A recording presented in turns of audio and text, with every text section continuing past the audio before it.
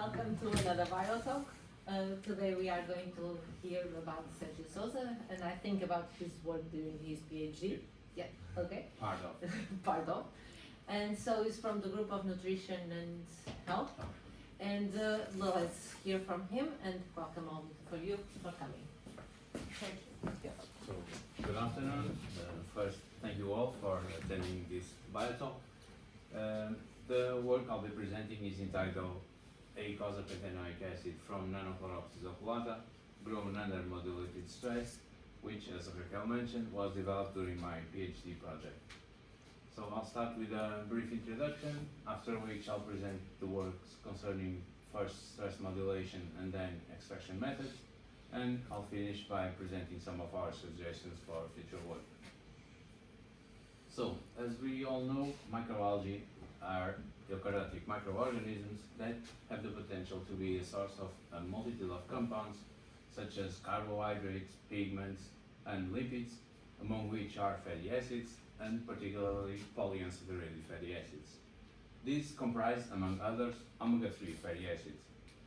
Several microalgae can be interesting sources of these fatty acids, such as, for instance, eicosapentaenoic acid, which I will from now on designate as EPA, which has been shown to present beneficial health effects, such as anti-inflammatory activity and prevention of cardiovascular diseases. In this sense, several studies have focused on the production of omega-3 fatty acids from different strains of microalgae. In our case, we studied eicosapentaenoic acid, which is the omega-3 present in nanochlorosis oculata.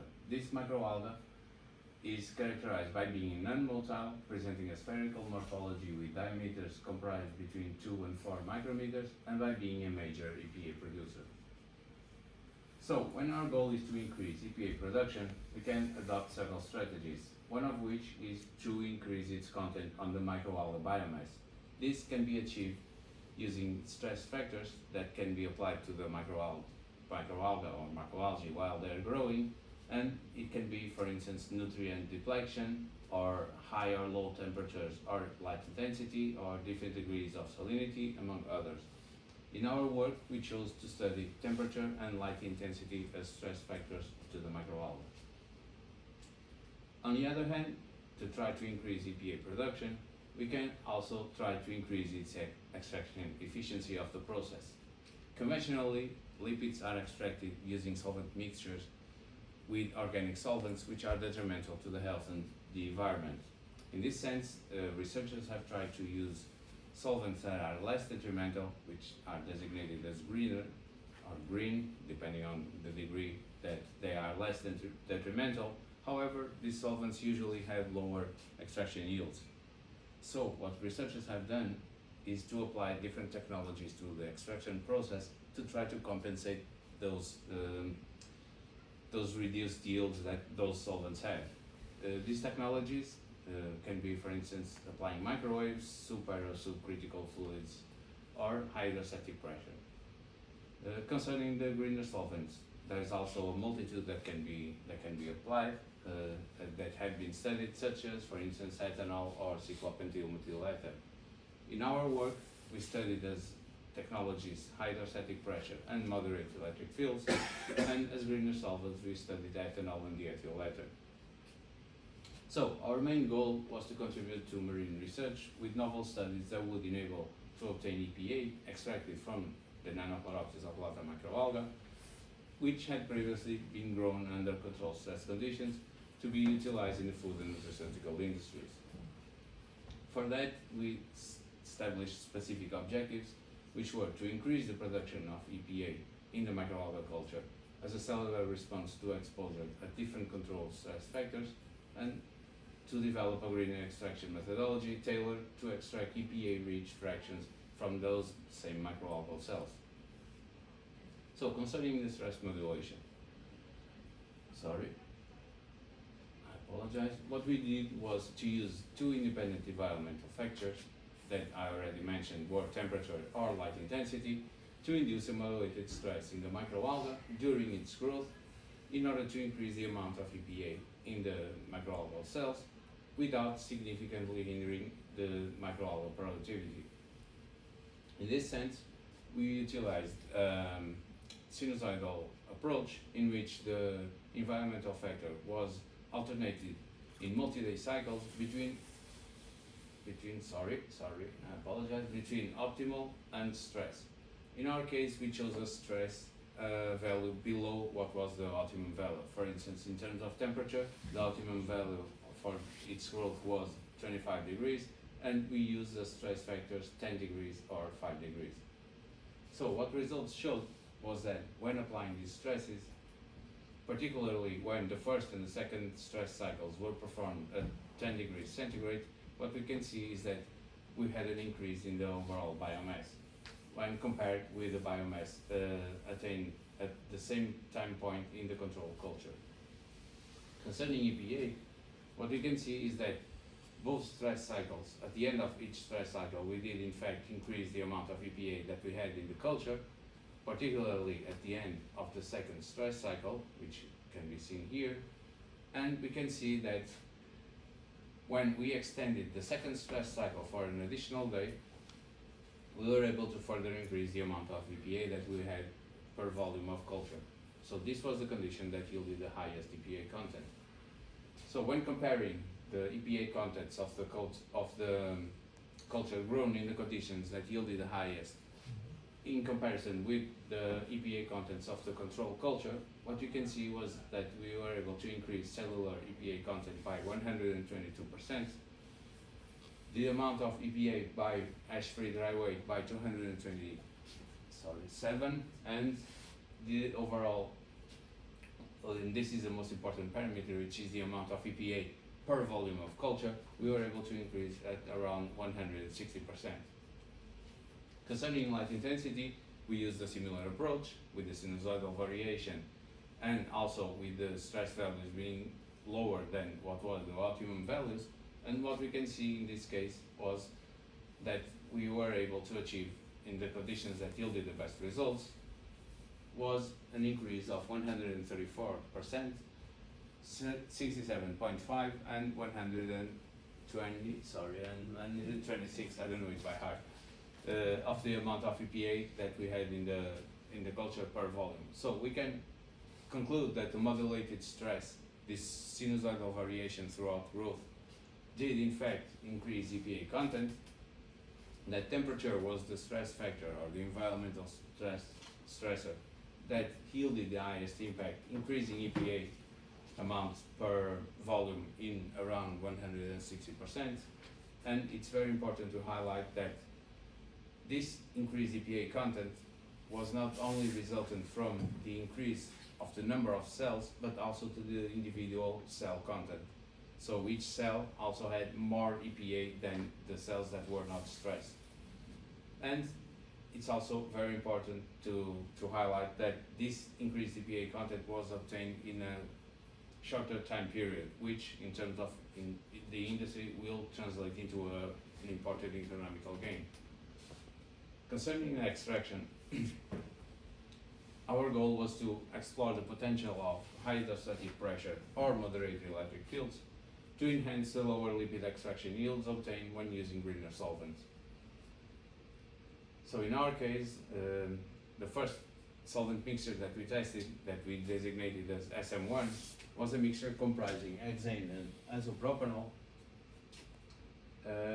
And what we saw when applying the technologies per se, so individually, was that concerning hydrostatic pressure, we can see that in comparison with the control, without any stimulus, the results that we had was not any relevant increase in terms of EPA or the lipids that could be obtained. And the same was observed concerning EPA, so there were no relevant differences. Even though there are some statistically significant differences, those were not relevant. The same was observed when applying moderate electric fields. In comparison with control, there were no relevant differences. So concerning these unsatisfactory results and the fact that conventionally the lipids are extracted with solvent mixtures, for instance, what we now are going to call the solvent mixture, the reference solvent mixture, which is a mixture comprising chloroform and methanol. and these have higher polarity than the ones utilized in our SM1, we aim to explore a new solvent mixture with an intermediate polarity index, which comprised diethyl ether ethanol.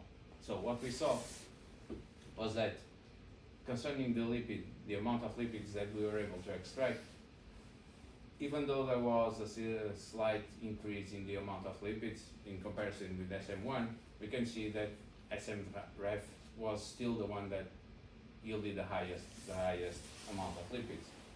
However, when EPA is our goal, we can see that SM1 already extracted more EPA per lipid amount than it did the SMREF, but our SM2 was able to further increase that extraction, which translated into a 1.7-fold increase in comparison with the reference. This translated in terms of EPA per biomass in an increase comparatively with the control or with the reference solvent mixture in a 1.3-fold increase.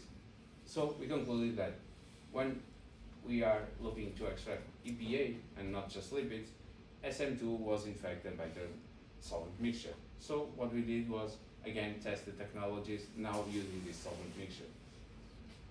The technologies were again tested independently, and again what we saw was a similar behavior, and no relevant or even significant differences were observed between the extractions with the stimulus or stimuli and the control conditions. So we thought, what if we combine the extractions?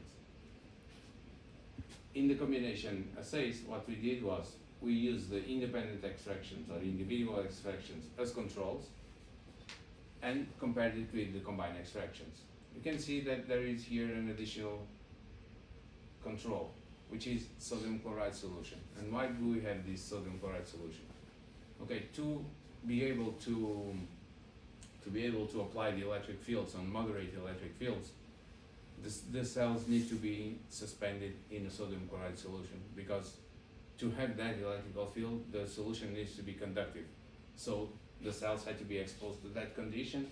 So we thought, okay, so let's also include this control without the electric stimulus, but still with the cells exposed to that condition. So what we saw when we combined the extractions in a sequential manner was that there was in fact an increase in lipid yields in this case.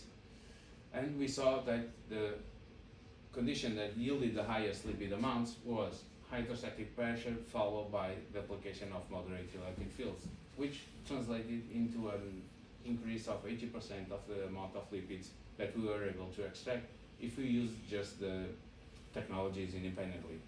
Concerning EPA, which has been since the beginning our goal, we can see again that there was an increase, however not as much in terms of percentage as in terms of lipids, and we can see here that when hydrostatic pressure was the first technology, again was the ones that showed the best results, but in this case hydrostatic pressure followed by the exposure of the cells to the sodium chloride solution was the condition that yielded the highest EPA, with an increase of 60% comparatively to what was obtained when the technologies were independently utilized. So we can conclude that the independent technologies were not able to significantly enhance the EPA extraction, that diethyl ether ethanol is in fact a viable alternative to extract EPA, which is also more efficient and greener, that the sequential extraction or the combination of the technologies did in fact increase the EPA yield, but also the lipid yield, and that the highest EPA yield or EPA yield was obtained when combining hydrostatic pressure followed by exposure of the cells to sodium chloride solution. So therefore, the association of diethyl ether ethanol with hydrostatic pressure followed by exposure of the cells to the sodium chloride solution did in fact result in a greener extraction.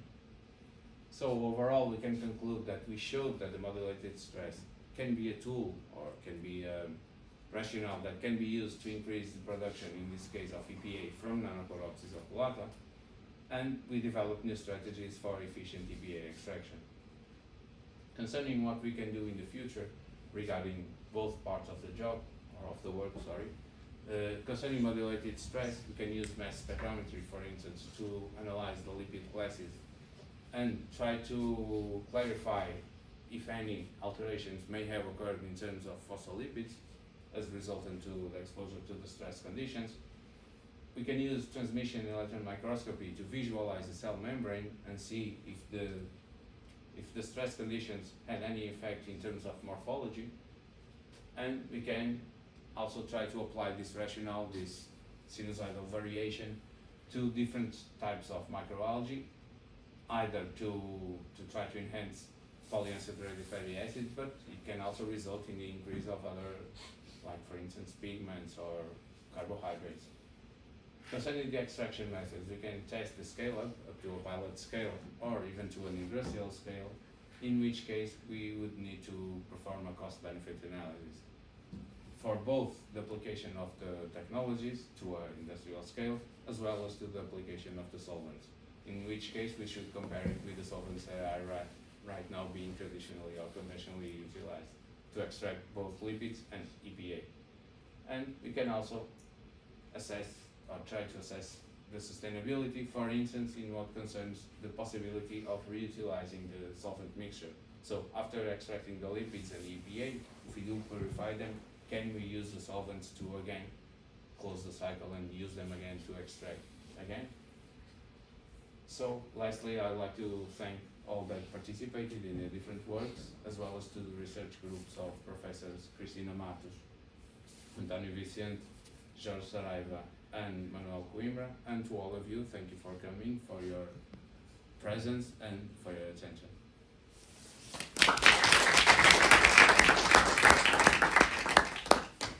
Thank you, Sergio. And if anyone has a question, Sergio may want to answer or not, but Yeah, of course, of course. okay. It'll be a pleasure. Okay, thank you, Sergio. It was very clear, your presentation. At a certain point in your curves of production of EPA, you have a decrease in EPA, and then it increases afterwards. Do you have an explanation for this decrease? Let me see in which part the decrease is, in which specifically you are talking yes. about.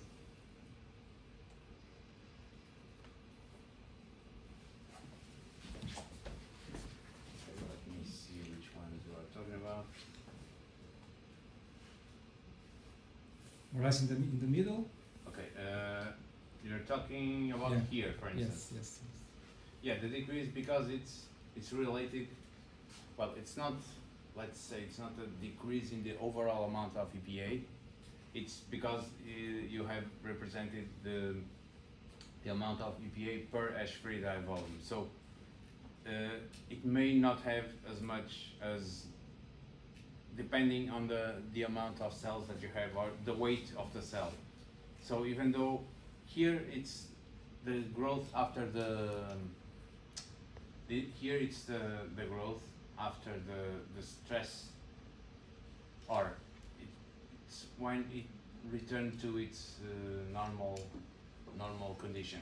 So it may have not responded as well. So if the cells did adapt here, and it's a speculation, but we can see that when the next stress was again applied, it increased. So the metabolism here may have also adapted to the new condition, which would be 10 degrees centigrade. And so when it was placed at 25 degrees, it didn't have enough time to recover, and it must have changed the metabolism to result in a decreased amount per ash-free dry weight. I don't know if it made any sense. I just thought about Why the decrease? or EPA combining with some compound, or and then As I we was just didn't curious about as we it. didn't analyze the that's something that I said that we could do further, which is we here are just speculating a little bit, probably a little bit too much, because we didn't analyze the lipid classes, so we are not sure. Even though, for instance, we speculate that, and because it's already been reported, that when you expose the cells to lower temperatures, they try to adapt by increasing the polyunsaturated to increase the fluidity of the membrane. Yeah.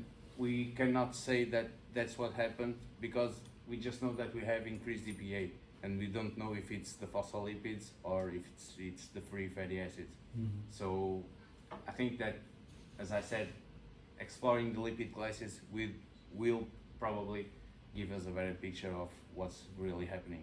Right now we just know that that compound is increasing or decreasing, but we are not sure why. Mm-hmm. Okay, thanks.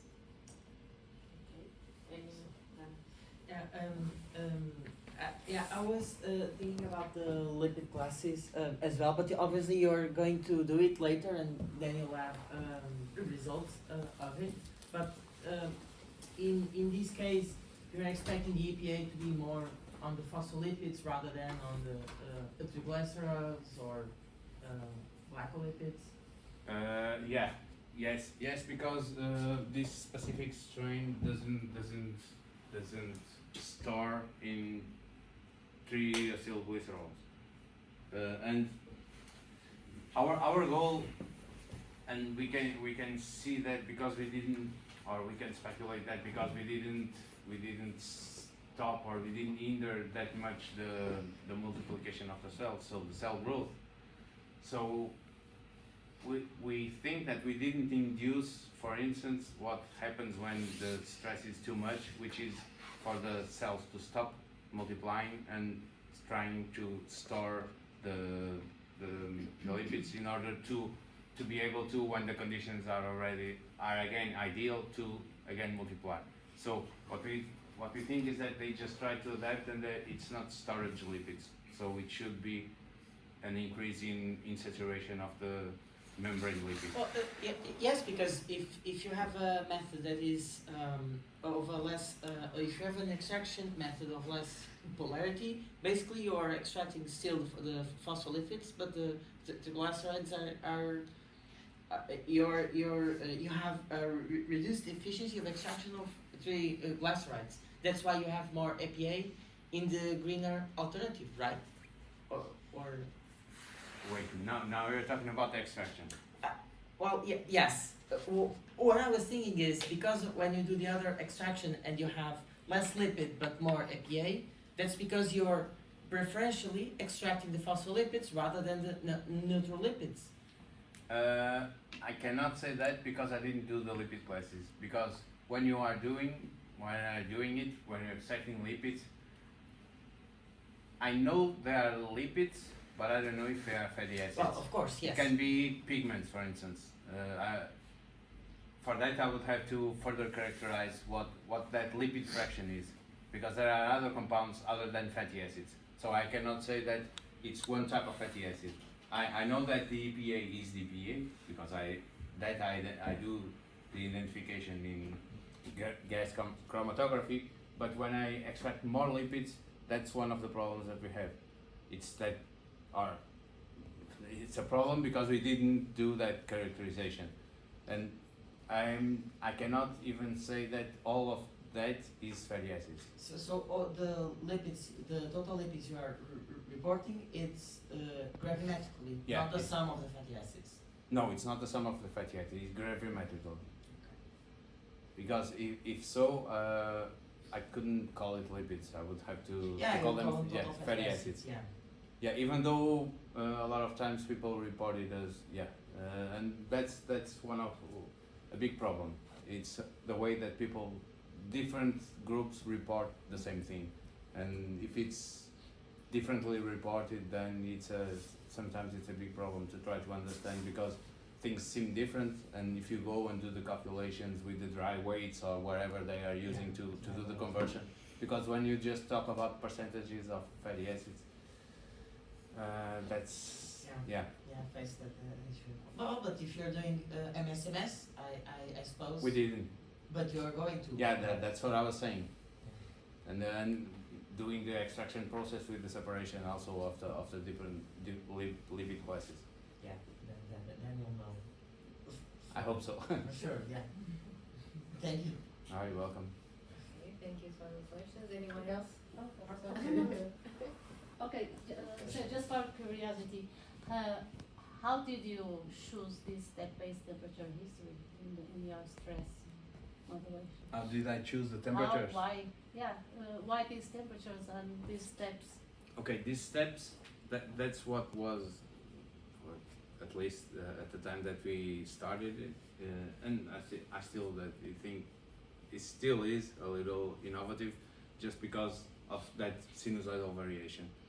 Usually those are done not in multi-days, eventually from trying to simulate the days of the hours of the day, and they're very 25 quick is the optimum one, for this strength. and then you go down, yeah? Yeah, and I go down, but I Yeah. could go up. But these results are from going down, These results are from going down. and it improved the It did, but for instance, if the second temperature cycle here was 5 degrees, yeah, then it was already too much. yeah. So the ones that we, okay, I didn't do a, I think I understand what you are saying, and you're like asking why didn't I do a response surface methodology or something. It's because it was very complicated to try to assess different temperatures with different time frames and sequential, even though you understand I what I was understand, saying? but I was just wondering, because if 25 is optimal one, I was expecting that you go up to values higher to improve, but actually if you go down, But it improves the- somehow. Because That it was is reported, interesting. we Okay, already seen that okay. it was reported that when you do decrease, Okay. the response, the cellular response Yes, is it's- to okay. shift first to try to increase the And then- fluidity of the And then membrane it's by separated, yeah. increasing the saturation, and EPA is one of the Okay. unsaturated or the polyunsaturated ones, and only afterwards it will go to storage. And the temperatures that we used were a little not completely random, because it had basis on the literature, Okay. but it was a little, yeah, we didn't do a statistical design of No, experiment. okay, This I was was a just little, wondering how you plan this, yeah, okay, that's good. and the rationale was a little bit of the same that you use for bacterial cultures, as we call it, how do you call it? I'm missing the words. A non-lethal stress that you try to get cells to adapt to those near lethal stresses.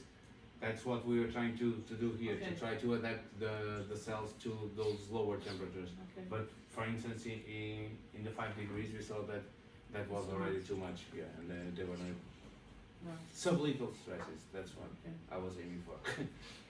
It was the same rationale that we do with the sublethal stresses. We try to do with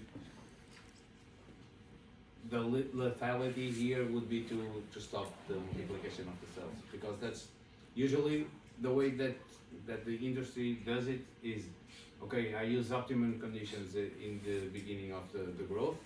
I grow it up to where I have enough biomass, and then I apply the stress. But I know that once I apply that stress, I won't have any more biomass. What I'll have is that biomass with increasing EPA amounts. Okay. So what we were trying to do was to achieve an intermediate where we were able to have the cells still multiplying, but increasing the EPA, the individual EPA content. That's why I did that specific concept. Maybe one last question from me. Okay. I wonder what is if this algae is eatable. Can you eat the whole thing, or or Yes. This So- microalga has been just, I think it's last year that it entered the European, how do you call it? food market? Not really the market, but Or have as the an authorization acceptable- to as novel food. I think that's Okay. the nomenclature. So it's, I'm not exactly sure if it's already commercialized, if any company is exploring it. But yeah, the way we are looking at it is, okay, we can either extract the EPA and use it in a more pharmaceutical form, or we can use the cells, the dry cells, and just eat them with cereals or use them to do different types of food products. Yes, because we could have even synergistic effects with the whole thing and a lower cost looking at as a business side as you finished your presentation. The second part of my question has to do precisely with that. What would be more interesting in a business side, a microalgae source or just a fish oil source? Because you know, fish oils are also rich in this EPA and I'm going to answer with if microalgae would be more interesting. Did you taste? Did you taste it? No, I've never tasted it. I've smelled it, but I haven't tasted it. But the thing is that people Smell is not enough. yeah, but people who are already predisposed to consume these types of foods are already, or most of them are already with the mindset that, okay, this doesn't have to be very sweet, or but it's They are true, it's prepared true. for Yeah, that. they are a little Something a little bit. It disgusting. depends on how much the stringency or whatever it is. But I would say that if it was commercially more favorable, for sure it will already be in the market. So fish is still the cheaper option to produce it. So that's why. But the environmental and the societal impact. yeah, it's animal That's- source and people have antibodies against animal source. Yeah. Okay, I think we can let Sergio go. Thank you all again for